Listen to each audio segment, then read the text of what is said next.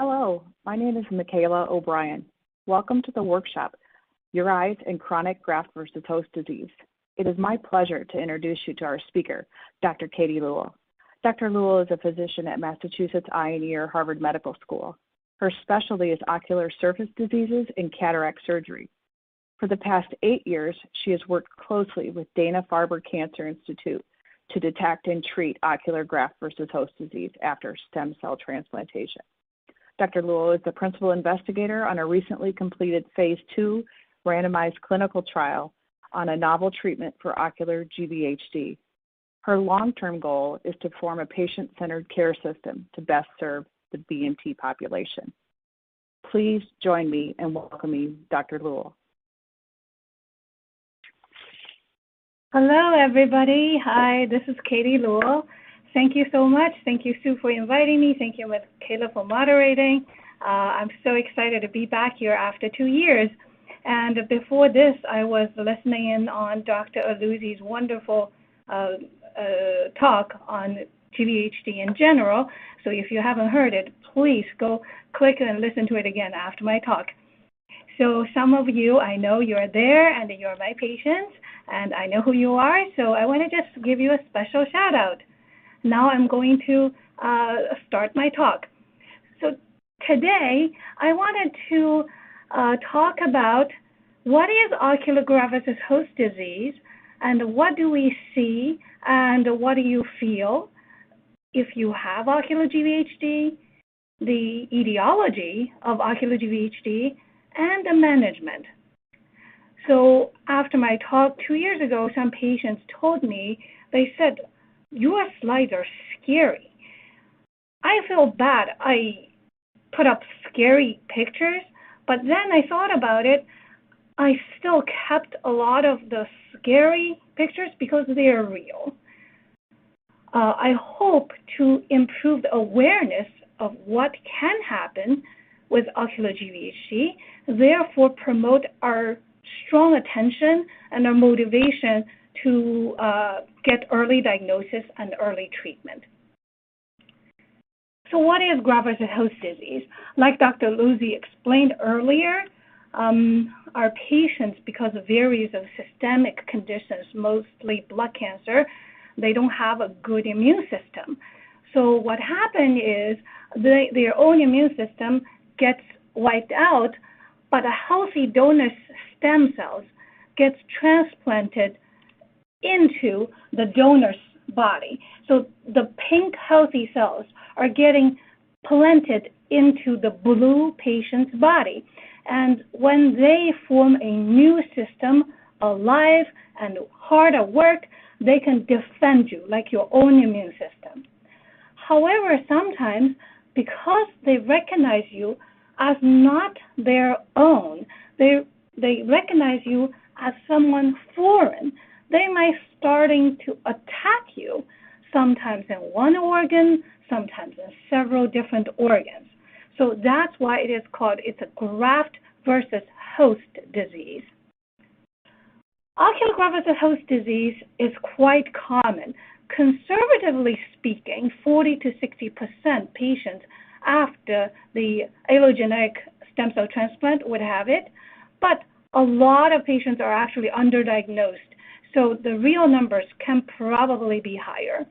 It can come as just purely ocular graft-versus-host disease. It can come along with the involvement in many other organ systems at the same time. Briefly talking about, Dr. Aluzzi nicely explained the difference between acute versus chronic ocular graft-versus-host disease. So the timing is not that strict, but the acute GVHD, that involves the skin, the liver, the digestive system. Sometimes and oftentimes the eyes can be affected too. So because that's early on, that is usually quite readily detected by your transplant doctor.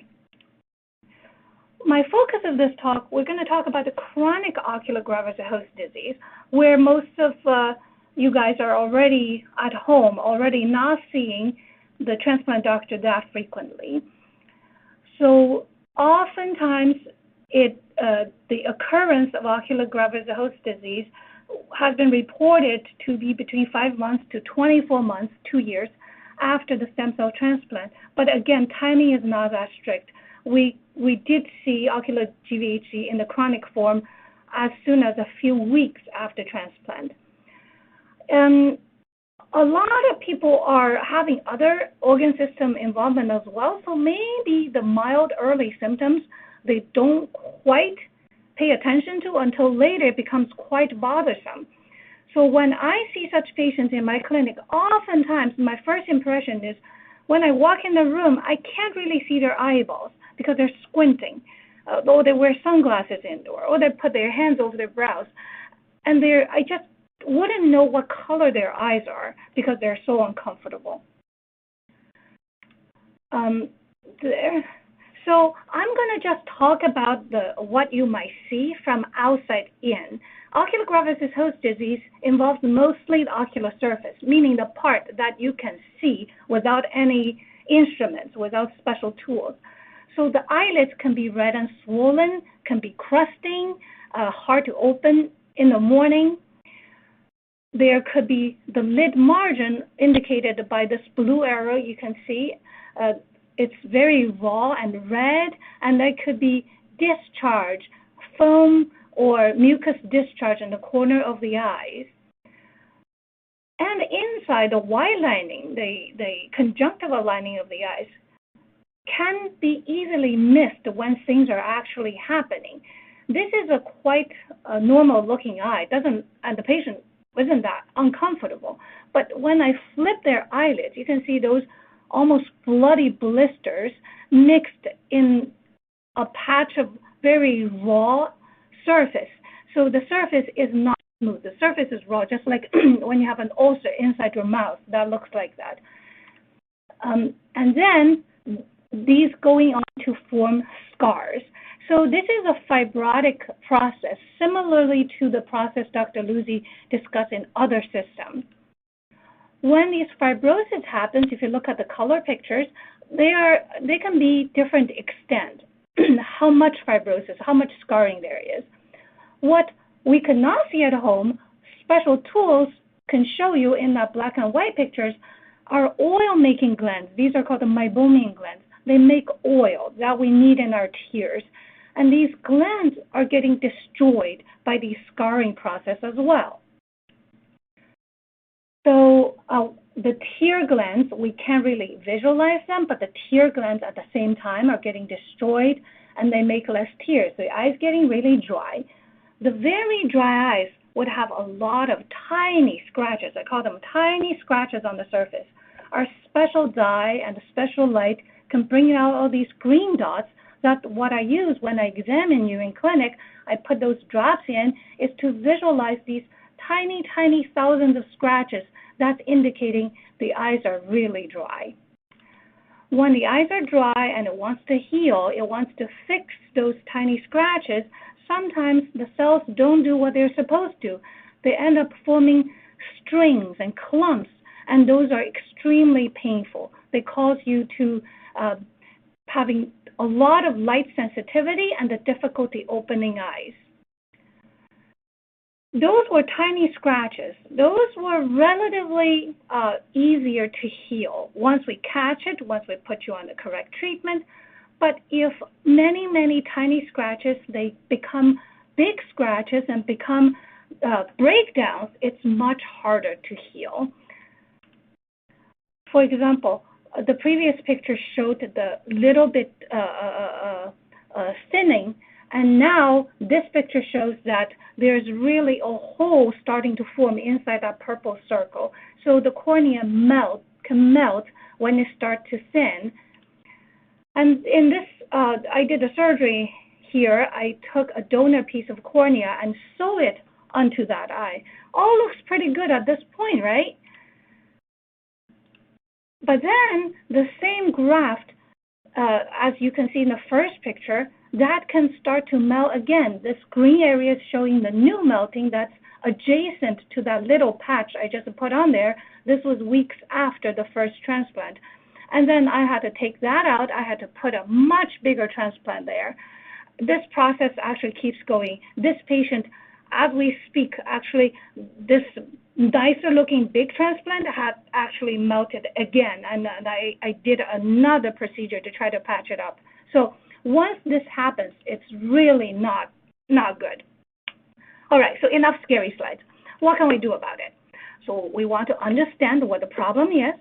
We want to avoid preventable damage. And then we want you to invest. We want your commitment in management because you are the crucial part. So let's talk a little bit of, in scientific terms, of why things are happening, right? So to simplify, I didn't put the oil glands in, but on the dryness side of the picture, basically we show that ocular graft-versus-host-disease, because of the attack from the new cells living in your body now, it destroyed the tear production in terms of making less amount of tears, in terms of not making tears. That can lead to the inability to repair. So when there's no repair, we get thousands of little scratches, and those scratches is going to make the eye hurt and make the eye wants to have more inflammation.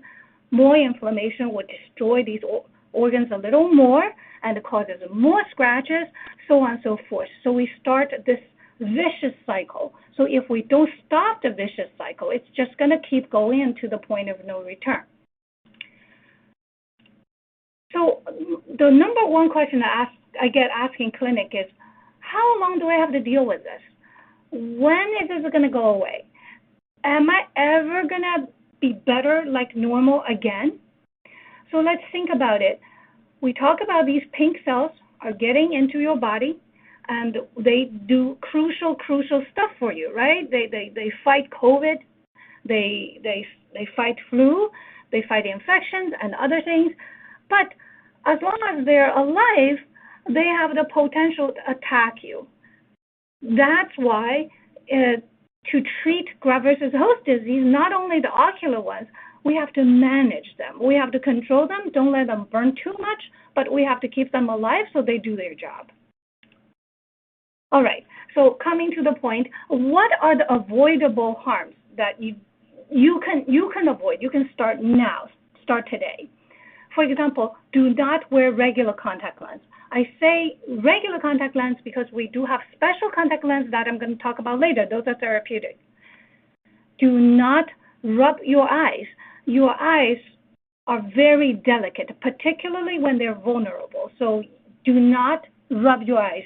I give out paper to say, do not rub your eyes with your fingers, not your knuckles, not your thumb, not your wrist, not with a towel. You get what I mean. That is number one thing you want to take home today. Okay, and you do not dig for mucus. If there's some crusting, you use it with a warm compress to take off, but don't dig in the corner to get that crust out.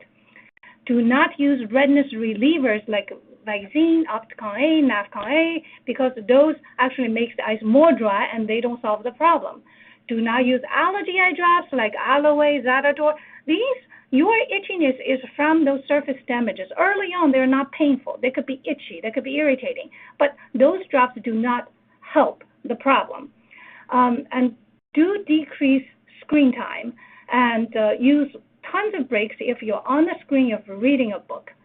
And again, be very careful with makeup and makeup removal so you don't introduce any chemicals to your eyes. Another common thing is that when the eyes are in the vicious cycle, like I described earlier, the eye could look red in pain. It's not because they're infected. Oftentimes, there's a misunderstanding. I got conjunctivitis, or even some providers not familiar with GVHD say, hey, you got conjunctivitis, give you antibiotics. No, antibiotics doesn't treat it. This is not infectious conjunctivitis. This is because your surface is in pain. Erythromycin doesn't really work, and again, do not use Visine. What you can do is when the eyes are dry, you want to make your environment less dry. You want the environment to suck less moisture out of your eyes. So in cold areas like in Boston, you want to definitely use humidifier almost all the time, as long as your heat is on. And you do want to wear sunglasses or sports goggles when you're outside, and you want to point the air vents in the car away from your face to decrease the evaporation. And you can always do warm compress, which is very comforting, but try not to do the lid scrubs with a Q-tip or with your hands, because your lid's delicate, your eyelids are more delicate than the normal population. All right, so we definitely want to keep the eyes wet because you're not making enough tears at this point, right? Because your glands are being targeted by GVHD. So you want to put the lubricant drops in very frequently. And if possible, we want you to make more tears, but it's very hard to do. I'll explain the drugs in later slides. And we want to control the environment humidity. This is how we keep the eyes as wet as possible. Then we could also put in plugs, I'll show you in the following slides, to let you drain less, let the air suck less out, also let your own tear drainage system drain less so that you don't drink it. You keep the moisture in your eyes. Before I talk about the frequency, I want to emphasize it is so important to use preservative-free lubricant. What's preservative? If you have a big bottle of tears and you put that several times in your eyes and there's preservative in it, that can cause toxicity in and of itself. I want you to use frequently. That's why you have to buy those preservative-free ones. They look like a little tiny plastic tubes. They're called single use, but sometimes you can squeeze quite many drops out of that one tube. They're also multi-dose possible. Multi-dose meaning they're in a special package, but they look like a bottle. So this has to be preservative-free. You want to look for those phrases on the packaging before you buy it. And then frequency. So when I say use it frequently, I mean 1 drop every time, and you can use 1 drop every hour, you can use 1 drop every 2 hours, you can use 1 drop every 15 minutes, but each time our eyes can only hold 1 drop.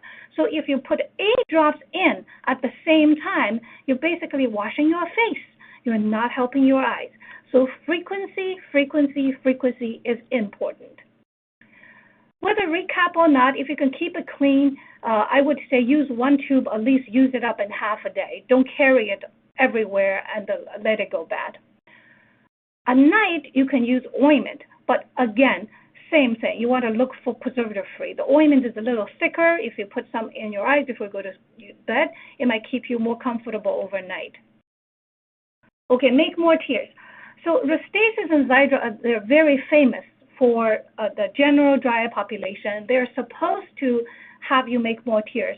It may or may not work in our GVHD population, because if the tear glands are really not working, no matter how much you beat a dead horse, you're not going to get much out of it. However, the oral Pilocarpine or Cevimeline, these are 2 medications frequently prescribed by your transplant doctor or by your oral medicine doctor to treat dry mouth. They actually can improve the tear secretion. The mechanism is a little different. And most of my patients, if they have ocular GVHD, they also have mouth GVHD. In that sense, vaginal too for female patients. So the Pilocarpine and Cevimeline, it is really a very good drug. So I would say, I would highly encourage you to use it, even though it does have side effects of night sweats and other things. But if you use it consistently for a few weeks, you might have happy surprise. What is punctal plugs? So if you look at the middle picture, and we have these tubes connecting from the lids, from our eyelids, all the way to the back of our throat. These takes excessive moisture to drain to the back of our throat. So if you were to put a bitter drop in your eyes and you taste it, that's why. The plugs is that little sink stopper we can put in those tiny holes to decrease the amount that drains into the throat. therefore to keep it wetter. There are different types of punctal plugs. If your provider mentioned it, don't get scared. It is really very benign and very effective. Okay, next thing, what can we do? We can control the inflammation. We talk about the vicious cycle. Inflammation causes more damage, damage causes more inflammation. So we want to break that cycle. So systemic immunosuppression is so important, right?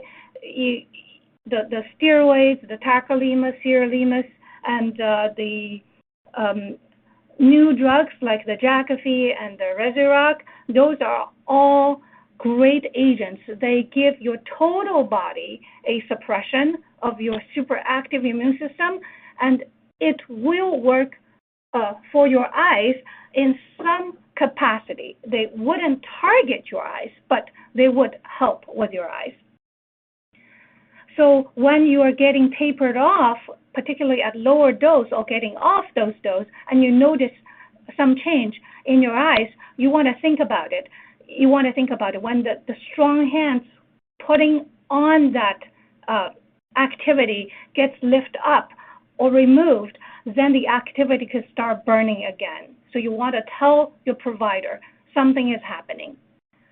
In your eyes, your eye provider can use steroids directly in your eyes, but it is not safe to just get a bottle just to start using it.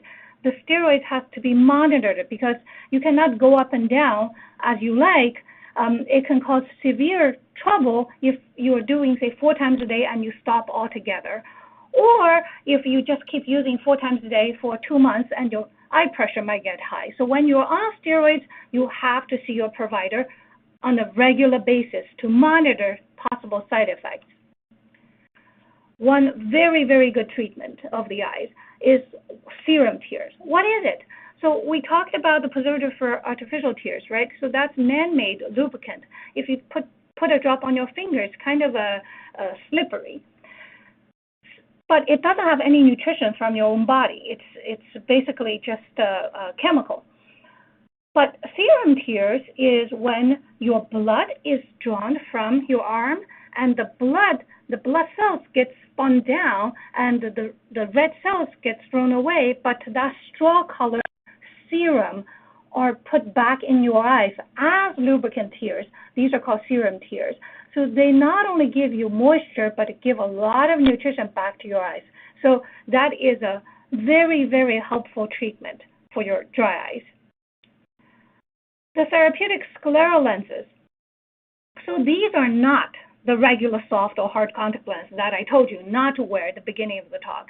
So these are fitted by special trained optometrists who understands what they are and who needs them. So your transplant doctor or your eye doctor should refer you to one of their trusted places to get those lenses because they can help with your discomfort, they can improve your vision, they can do a lot of wonders. It's a life-changing experience for a lot of people. They, of course, it's quite a process. It's high cost. Insurance coverage is not that great. You know, there's the training that you need to learn pretty hard. It's hard for you to do. However, it's something I think everybody should at least be aware of. So when you were told about it, you're not like, what is that, right? This is a great treatment. There are different sites. If you download my slides, and you can click onto each places to look at what they can do for you. For example, I work a lot with the Boston site. They have wonderful doctors, wonderful optometrists. They give you this custom-made lens to put in front of your eye so that your cornea is bathed in that fluid all day long. If you look at the picture on the right side of the slide, the first line, the thin white line with the bright reflection on, that is actually the lens. You can see the shape of the lens. And there's another thicker, wider line inside. That is actually the cornea of that patient. So that black space between the first line and the second line, that is the pool of fluid the cornea is bathing in all the time. That's why it is so comforting, and it does correct your vision. So this is a treatment I actually started getting my patients in them much sooner than before, because why do you have to suffer if there's something that can make your life much better? All right, so surgical treatment. Surgical treatments, I'm going to advocate for no surgical treatments. The goal is to avoid having any surgery if you can. Why? Because it's not curative. Like I showed you those pictures, there's a hole, I put a patch on the hole, but then the patch can melt again, or the neighboring tissue can melt again. Then I cut bigger, I put on bigger. This is just not going to deal with the problem. It is better not to get to the point that you would have to have a surgery, and then we can make your quality of life maintain that quality of life much better than if we have to go to do those big surgeries. Other surgeries. So some people tell me, so my lids are drooping. Can I go get my lids lifted? I always tell them, please don't, unless your lids are drooping so much you cannot see out of pupil, then maybe lift up a little bit, but I would highly recommend against cosmetic eyelid surgeries, lid tattoo, lash extensions, laser vision correction, all those things. Try to stay away from those cosmetic procedures because you want your tissue not to be touched if you can. Any surgery is going to damage your tissue. It might actually cause a flare-up that is really hard to control. Cataract surgery is an exception because people after transplant, oftentimes you can't avoid having steroids somewhere in treatment, and patients tend to have earlier onset of cataract or more rapid progression of cataract than the general population. But you won't be able to see well if you have cataract. So that's why cataract surgery is an exception. You sort of have to have it done, but you do have to find a surgeon who understands what GVHD is, because although the surgery might be very similar, the post-op healing process is very, very different of yours compared to the general population. And then, of course, in some rare occasions, patients would need glaucoma surgery if the eye pressure is too high, can't be really treated with laser or drops. Those like medically necessary to prevent you from going blind, those kind of surgeries, yes, if you have to have it done, you have to have it done. But better find someone who knows what they're doing with GVHD patients. All right, so so the next point is, this is still a very poorly understood area. A lot of doctors are working on it. A lot of scientists are working on it. We still don't know a lot. To this day, we still don't know. We still don't have an FDA-approved special treatment for ocular graft-versus-host-disease. So, what you can do by helping, by participating in any sort of research, you are doing you or your future, our future patients a favor. For example, Dr. Brock's Boston site and myself, we actually did a survey study right here at the BMT InfoNet last year, and we sent questionnaires out, and kindly a lot of patients participated, answered the questionnaires.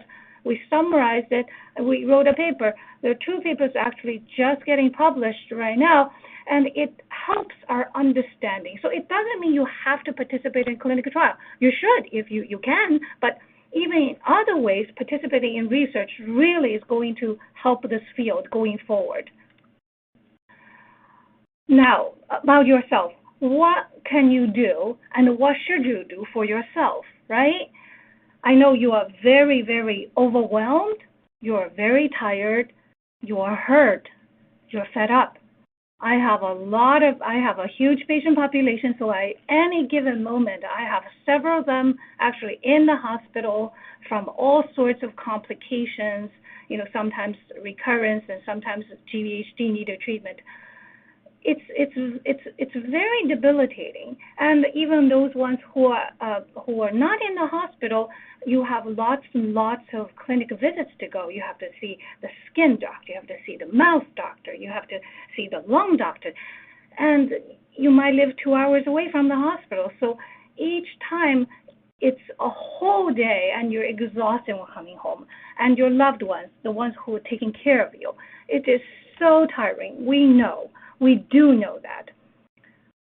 However, nobody else knows how you feel, right? So you are the one who can report your symptoms. You are the one with all these education, with all these symposium lectures. You know, this is what I need to watch out. This is, but before the transplantation, I never felt itchy or hurting in my eyes. But now, what's going on? Every morning I open up my eyes. There's so much thick crust. I can barely see anything if I don't put a hot towel, remove those crusts. So these are the things you do want to mention it to your transplant doctor immediately, and then you can be sent to the specialist to take care of you. So sometimes early diagnosis is crucial. Unfortunately, I have seen patients who, let's say, things already happened, a few years later, to the point when I look at them, it's like, sorry, at this point, there's nothing can be done at this point. I feel really, really bad. I really hope from this symposium, from the advocacy, we're going to make everybody aware, and then we can get everybody as early as possible. It doesn't matter if you come in and I say, you're fine. Don't worry about it. I'll see you in 6 months. But I would hate you come in and you say, oh, you started 6 months ago. Well, where were you 6 months ago? Why didn't you tell me anything, right? Okay, so let's try to work together to avoid to get to the point of no return. That is sincerely my hope. So what can your family do? Your family is already doing this extraordinary work to take care of you. At the same time, they might still have to do their day job and manage if your kids are helping, if your wife, your husband, they're helping, they're already doing so much to help you get to where you are. And they can also further help advocate for diagnosis and treatment. For example, you might be uncomfortable. You might tell your loved ones, and then your loved ones could be the one that tells the transplant doctor, say, hey, Susan was really not looking like who she usually was, and her eyes were beefy red for 3 mornings in a row. So report the information and try to get you to the right doctor who knows about GVHD to take care of you. It's not one trip. It cannot be done in one trip. It has to be a very diligent follow-up, home treatment follow-up, and with emergencies, you got to probably drive you in right away, so on and so forth. Also, the family member will be best to stay in the room when there's a treatment or procedure discussion going on. An extra pair of ears always help. Sometimes you feel like you've heard everything, but 2 hours later you might forget a lot. But with the second pair of ears there, you might remember more. One might go home and tell you, okay, don't rub your eyes. Dr. Lewis said, don't rub your eyes. Okay, all that, those little things would help. So what is the job of your eye doctor, right? So let's say not every eye doctor is trained for ocular graft-versus-host-disease. They may not have enough experience. However, they are trained eye doctors. They know what's normal, what's not normal. If you tell them this is how you feel, this is how the eye looks. So if you have a local doctor who is only 40 minutes away from you, and your GVHD ocular doctor is 2 hours away from you, go to that first doctor. Get a good relationship with your local doctor, because you want to there's someone you can go to in times of emergency when you don't know if it's okay or this is not okay. And then they can all be on your side. They can be on your team. And then they can collaborate with your GVHD doctor to maybe decrease the number of trips you have to make far away and have some care done locally. So it is good for you to promote the communication and the working relationship between different doctors. You don't want to ditch your local doctor, say you don't know anything about GVHD. That is very hurting. All right. In the end, I would say I've known so many doctors in other services, the transplant service, dermatology, oral medicine, oncologists. Everybody I know really wants the best for their patients. So they want to work with you. And if you can be, let's say one thing you can be is say, I just saw my dermatologist 2 hours ago. The dermatologist didn't write note yet, but she said blah, blah, blah, and she wanted me to increase my steroids at this from 20 to 25 milligrams. So that information you bring to your next doctor is crucial. If you just say, oh, I just saw my skin doctor. Yeah, I don't know. What's going on? I don't know. Any change in medicine? I don't know. Send it to the pharmacy. So that will be less likely to help you to have the team work around you, right? All right. So I want to go back to the beginning of the talk to see our purpose today.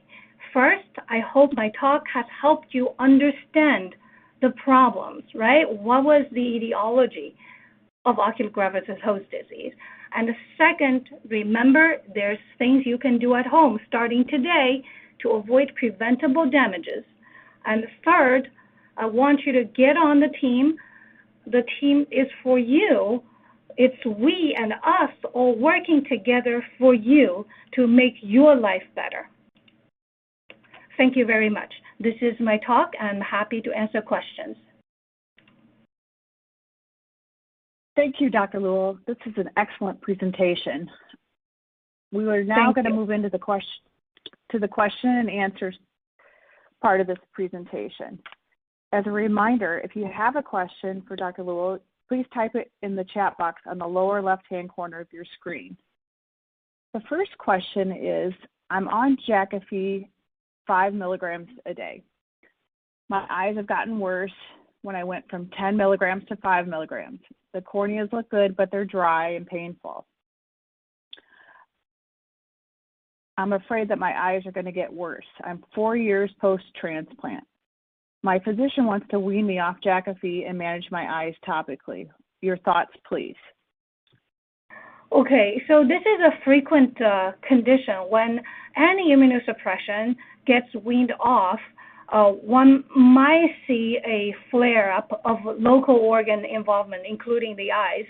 In this case, I think if I were to handle this condition, I would communicate it directly with your transplant doctor who's managing tapering you off Jakafi. So let them talk. Bring your eye doctor and the transplant doc together to talk about what is the reason. What is the reason to wean you off at this moment? Can we delay a little bit because of the eye? Or there's a reason to wean you off, then we have to really increase the local treatment for the eyes to assist the weaning of Jakafi, so on and so forth. So this is not something can be done just by one person. The communication is key in this case. Yeah. Next question, please. Thank you. Do you think PRGF is superior to autologous serum drops? Is that pro-graft? Like what does that stand for? If you can, whoever asked this question, can you please type in? So I don't know what that stands for. I don't want to misunderstand it, but I would say if that is not a biological product, I don't believe it is. The serum tears, the best thing is there's no rejection, there's no reaction to serum tears because it is your own blood, right? It is basically your own blood, your own factors, so the eye definitely likes that drop more than the tears.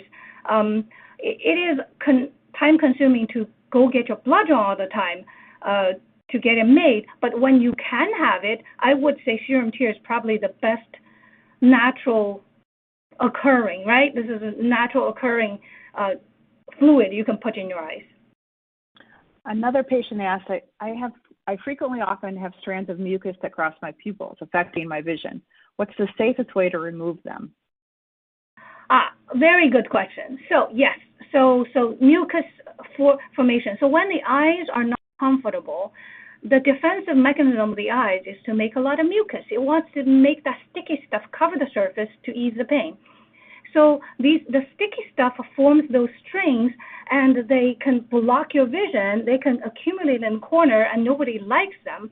So a lot of people, they use the finger or tissue or towel to go dig.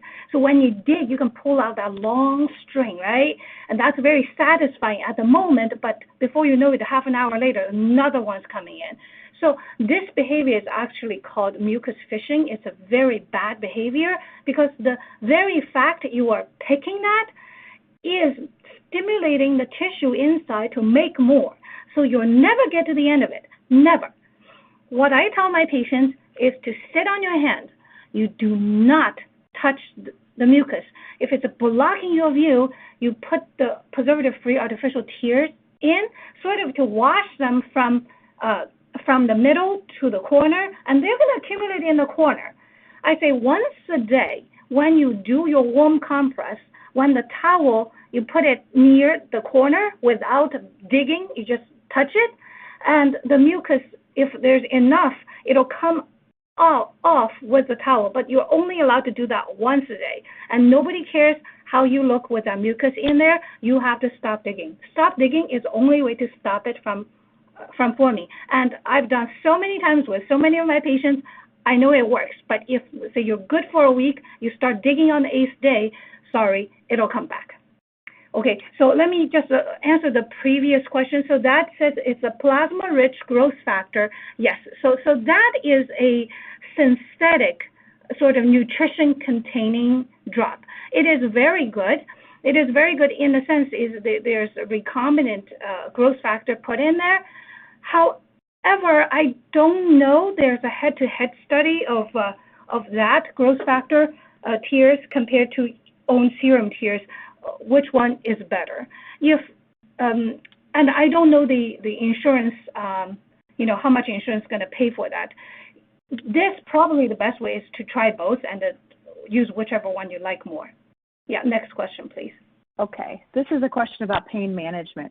Do you advise any prescription medications taken by the mouth to alleviate pain? This is a tough question. First of all, you have to know why there is so much pain, right? Dryness itself can cause pain. If you got a corneal abrasion, it causes pain. If somewhere the conjunctiva is melting, it certainly causes pain. So at the same time, when you have pain, yes, I think it is very fair to take oral medication to help with the pain. It is really important to understand the pain so you do not delay, you do not mask the pain and delay the treatment for the source of the pain. Next question, please. Okay. Why does ocular GVHD make it impossible to cry? Very good question. So earlier in my slides, I showed that, right? There's the inflammation causes scarring on the tissue that we can see. When you pull down the lid, when you can see the scar, you can see the scar forming. Our tear glands are sort of hiding on top of our eyeballs under the bone, so you can't really see the tear glands, but the same scarring process is happening there too. When the outside is scarring, inside is scarring too. So those scars just choke those little ducts that allow the tears to come out from the glands, or probably just strangle the tear producing units themselves. So after a while, it's so constricted, there's no more tears coming out. That's why when you cut an onion or when you're sad, you cannot cry. But that is a sign I definitely know you already lost the tear producing capability, so you really need aggressive treatment at this point before it gets too far. Next question, please. What do you think of Refresh and non-preservative tears post-transplant? Yeah, there are many good companies. Refresh is one of them. There's like Sustain, Sarah Tears. There are actually many good companies making high-quality preservative-free tears, and they even come in different flavors. Like this is more cloudy. The other one might be more clear. The cloudy one might contain some oil or lipid components, so on and so forth. So I wouldn't say I know one brand is definitely better than the other because my patients all telling me different things. One might like Refresh Mega 3 better, the other might like Therapeutic better. So you might want to buy smaller packages. These are like little small boxes, the preservative-free anyway. And whichever one makes you feel most comfortable, go with that one. Next question, please. Okay. This person says, I use level gamma drops and serum drops. Will I have to use these for the rest of my life? I'm sorry, I didn't hear. You use serum drops and what's the other one? The typing looks like level gamma. I'm not sorry. I can't really hear very clearly. But doesn't matter what drop, whatever that drop that is. So this is a similar question, right? Am I ever gonna get through with this? Am I ever gonna be done with this? I would say let's try to look from a different perspective. It is not how long you have to do the drops. The key is to make your eyes comfortable and functional, right? You want to see. You will not be in pain all the time. So turn the thoughts a little bit to a different perspective. See, are there other ways, for example, scleral lenses, for example, punctal plugs, other things can make my eyes less miserable. If your eyes are less miserable, probably we can go down a little bit on the treatment frequency, right, and treatment choices. So yeah, don't give yourself a deadline. Think about comfort and vision. Next question, please. All right. This question, they're asking about a slide in your presentation that you mentioned the goggles with moisture chambers. How do they work?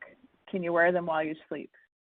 Yes, you can. That's a great question. So there are goggles called moisture chambers, but my patients gave me this really practical choices. So if you go to some glasses store or online, like a store, they make these goggles for motorcyclists.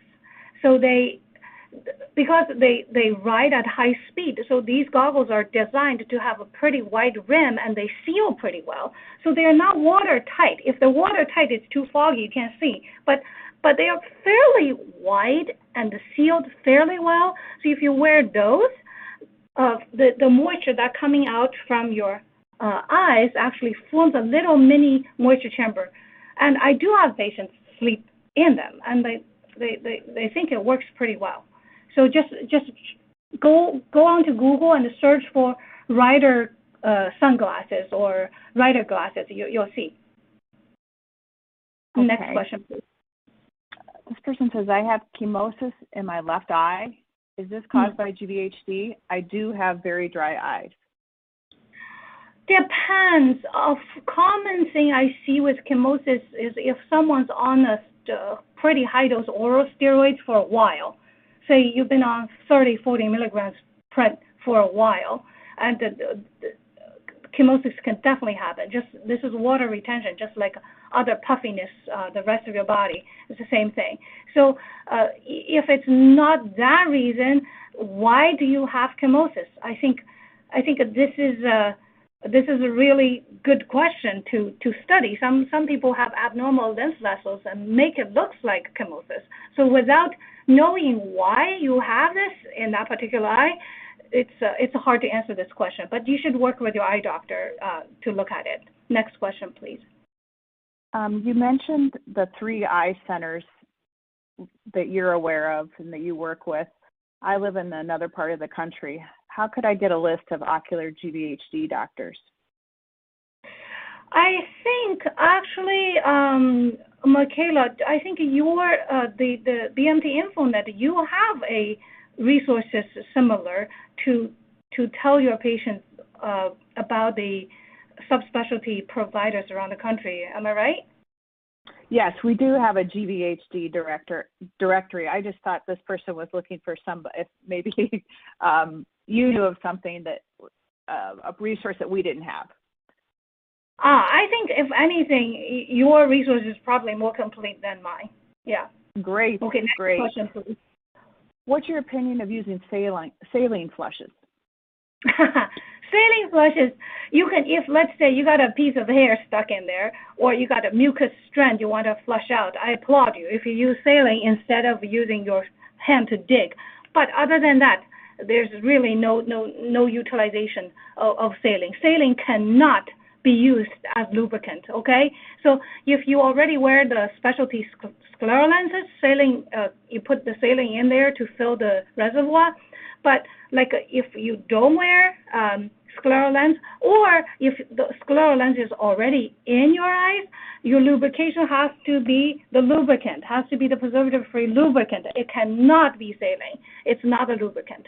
Next question, please.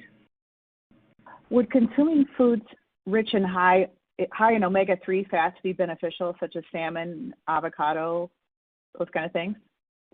So in dry eyes, there are some previous studies show that omega-3 could help with dry eyes, and probably by improving the quality of the oil glands that we showed that GVHD could destroy. So those meibomian glands supposedly could benefit from omega-3 oil. I don't think there's any study done in the OGVHD population specifically. That said, omega-3 oil is pretty good for the cardiovascular health, so I tell my patients to go ahead and take it anyway. It wouldn't, I mean, the worst case is it wouldn't harm you, but, the worst case is it wouldn't benefit your eyes, but at least it wouldn't do any harm. So I'm supportive of taking omega-3 supplement. Next question, please. What's your opinion of medical marijuana for pain management? You know, that I got asked, I think only one of my patients at least told me she did marijuana. I don't have a direct experience on this. I don't have a patient population on marijuana and report to me about their eyes for GVHD. So, I mean, with the legalization of marijuana now, not only medical, but it's actually legal in many states in the United States. I guess it wouldn't hurt to try. But I don't have any experience with that. Thank you. Next question. This patient asked, they said they've had an increased dryness after the second Moderna shot, and it's not decreased a year later. Why will GVHD get better over time? They're 8.5 years post-donor transplant. So I would say some events could definitely trigger a GVHD activity, not only in eyes, in other places too. It's almost like, for example, if someone's got a pretty bad cold, and after that cold, they could have a GVHD flare, chronic GVHD flare up in many places, right? It is similar. I personally think any vaccination that could induce a strong reaction could potentially just stir up the immune system a little bit. That said, you know, vaccination is so important. You probably still have to do it. Sometimes I do have my patients, if they say next month I'm going to have 5 shots altogether on this day, I do bring them back in 2-3 weeks, just like take a look in case anything flare up out of control. Next question, please. I was recently diagnosed with early macular degeneration in my left eye. I'm 57 years old, 5 years post an allo stem cell transplant. Is this from GVHD? What do you recommend? So far, I have not seen any correlation between macular degeneration and ocular GVHD. So although some of the review papers basically said, oh, GVHD can do anything, it can give you retinal detachment, I really haven't been seeing that. I would say it'll be extremely rare if the manifest of ocular GVHD goes beyond the front part of your eyes. So I would think you should see a retina specialist just to treat the macular degeneration as a general population and deal with that separately. Next question, please. Would scleral lenses help if the corneas look healthy? I produce no tears and my eyes hurt a lot. Michaela, can you repeat the first sentence, please? Sorry, I didn't hear you. Would scleral lenses help if the corneas look healthy? I produce no tears. So depending on if you're symptomatic, right? If the eye looks fine, you don't have any pain, you're seeing well, I don't think there's any reason to get scleral lenses. But if you don't make any tears, and even though you can still see pretty well, but getting more and more irritated, maybe you could benefit from scleral lenses. But those places you can have an evaluation first. Talk to your eye doctor first, then have an evaluation. Then you will see the moment they put a scleral lens in your eyes, if you're like, oh my goodness, this is wonderful, then you will benefit from them. But you have to try. Next question, please. Can symptoms be in one eye only with GVHD and cataracts, or would that be a separate problem? If I understand the question correctly, I think a GVHD can definitely affect both eyes. Sometimes it's asymmetric. One eye can be affected more than the other. And then cataract's the same. Cataract usually is a bilateral process, but certainly one can be more affected than the other or earlier than the other. And the cataracts and OGVHD, these two are sort of true unrelated. One can have no OGVHD still with cataract, and vice versa. Next question, please. This person is 29 years old. She's 2 years post-transplant, and she just found out she has cataracts from chemo. Is this normal? Yes, in this population, I would say yes. That's actually not unusual. From a history of steroid treatment or chemo, radiation, all those treatments can definitely predispose someone to cataracts. And this is not just in the transplant patients. Any other patients with severe systemic disease, one can have cataracts earlier. So I'm very sorry to hear that you're 29, you have to deal with this, but the good thing is cataract is actually relatively easy to deal with. Get rid of it, put a new lens in, and you're done. Yeah, next question, please. What frequency do you recommend for artificial tears? This is a great question. So I would say right now, I don't know how you're feeling. I don't know who you are, so I would just give a blanket answer. So if you are uncomfortable, I would recommend start with 1 drop every hour when you're awake. So if between the 1 drop and the next drop, that 1 hour, you are completely comfortable, you increase that to 1 drop every 2 hours, so on and so forth. So then you will work out a frequency that works for you. You might only need 6 times a day. You might need 4 times a day. You might need 12 times a day. But you are the only one to find it out. But you go from more frequent to less frequent. Now find your comfort zone. Next question, please. Can you get GVHD in the eyes from the sun? If so, what are suggestions to protect your eyes from the sun? I would say I'm not aware of the sun causing GVHD, but I know if one has GVHD, one can be very light sensitive, more so than other people. So certainly in other ocular health perspective, just like anybody, if they're in the sun, you should wear sunglasses. Particularly if you're light sensitive, certainly you want to wear sunglasses. And then if you are more light sensitive than your friends and your family, you probably should be seen by an eye doctor to figure out why. Is this from OGVHD? Next question, please. If someone has a pre-existing mild dry eye prior to the BMT, would you be aggressive in starting Restasis or Xiidra, and the history of CL wear for 20 plus years?